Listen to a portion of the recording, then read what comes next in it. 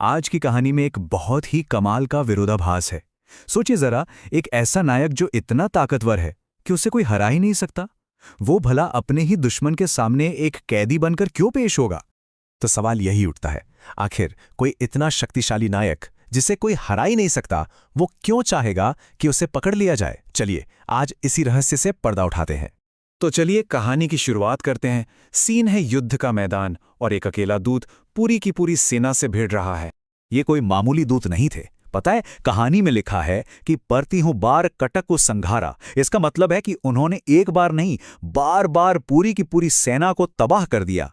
उनकी ताकत का कोई अंदाजा ही नहीं लगा सकता था। तो जाहिर है, जब कोई भी आम तरीका उन पर काम नहीं कर रहा था, तब उनके खिलाफ एक दिव्य अस्त्र, एक सेलेस्टियल वेपन का इस्तेमाल किया गया। एक ऐसा हथियार जो देवताओं के लिए बना हो। और इस हथियार का नाम था नागपाश। जैसा कि कहा गया है, नागपास बांधे सी ले गयू, यानी उन्हें नागपास से बांध कर ले जाया गया। ये एक तरह का जादुई फंदा है जो अपने शिकार को जकड़कर एकदम बेबस कर देता है। पर यहीं से कहानी में एक जबरदस्त मोड़ आता है। जो हमें पहली नजर में एक हार लग रही है, वो असल में एक बहुत बड़ी सोची समझी रणनीति का हिस्सा थी। तो सवाल फिर से वही है, क्या वो सच में पकड़े गए थे या उन्होंने जानबूझकर खुद को पकड़ने दिया? यहीं से कहानी का असली मकसद खुलना शुरू होता है। और जवाब इस एक लाइन में छिपा है, प्रभु कारज लगी कपिहि बंधावा। मतलब अपने प्रभु के काम को पूरा करने के लिए उस दूत ने खुद को बंधवाया था। ये कोई हार नहीं थी, ये तो प्लान का हिस्सा था। देखिए, उनका असली मिशन लड़ना था ही नहीं, बल्कि दुश्मन के किले के दिल में पहुंचना था। वो सीधे उस राजा से मिलना चाहते थे, उसकी ताकत को अंदर से अपनी आंखों से देखना चाहते थे और उसे एक ऐसा पैगाम देना चाहते थे जो वो कभी भूल ना पाए। तो अब सीन बदलता है। हम युद्ध के मैदान से सीधे दुश्मन राजा रावण के आलीशान दरबार में पहुंचते हैं और वहां का जो माहौल है ना, वो देखने लायक है।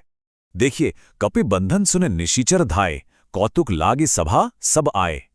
इसका मतलब यह है कि जैसे ही सबको खबर मिली कि उस महाशक्तिशाली दूत को पकड़ लिया गया है, सारे के सारे दरबारी एक तमाशा देखने के लिए दौड़े चले आए।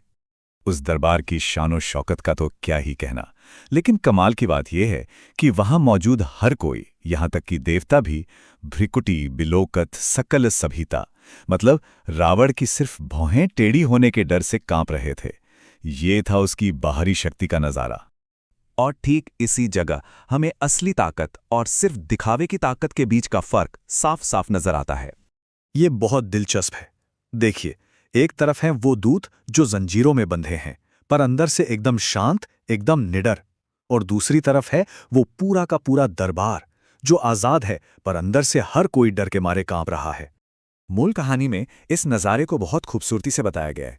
कहा गया कि वो दूत ऐसे लग रहे थे, जिमी अहिगन महु गरुड़ संका, जैसे हजारों जहरीले सांपों के बीच कोई निडर गरुड़ खड़ा हो। उन्हें किसी का जरा भी डर नहीं था।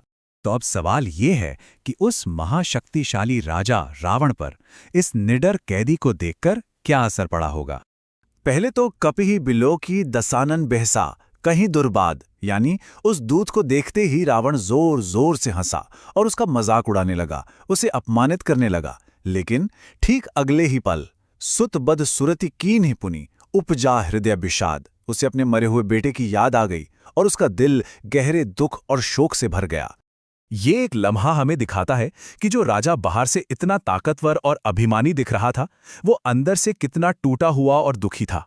उसका वो घमंड, उसका वो अहंकार, असल में उसके अपने ही गम को छिपाने का एक पर्दा था। तो आखिर में ये कहानी हमें एक बहुत बड़े सवाल पर लाकर छोड़ देती है कि जब बाहरी शक्ति का सामना अंदर की अटूट आस्था से होता है, तो असली कैदी कौन है? वो जो जंजीरों में है या वो जो अपने डर और दुख में कैद है? इस पर सोचिएगा जरूर।